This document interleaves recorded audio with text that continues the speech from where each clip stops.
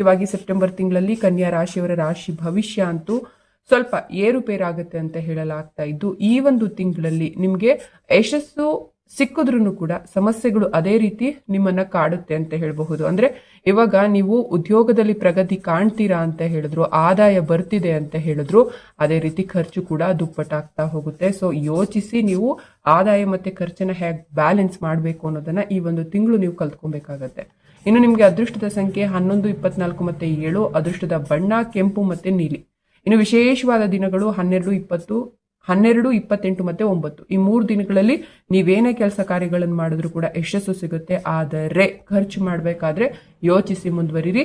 ಮುಖ್ಯವಾಗಿ ನೀವು 69 ಬಾರಿ ಓಂ ನಮೋ ವಾಸುದೇವಾಯ ನಮಃ ಅನ್ನೋ ಈ ಮಂತ್ರವನ್ನ ಪಠಿಸಿದ್ರಿ ಅಂತ ಹೇಳಿದ್ರೆ, ಪ್ರತಿ ದಿನಾನೂ ಕೂಡ ನೀವು ಪಠಿಸಿದ್ರಿ ಅಂತ ಹೇಳಿದ್ರೆ ವಾಸುದೇವನ ಅನುಗ್ರಹ ನಿಮ್ಮ ಮೇಲೆ ಇರುತ್ತೆ.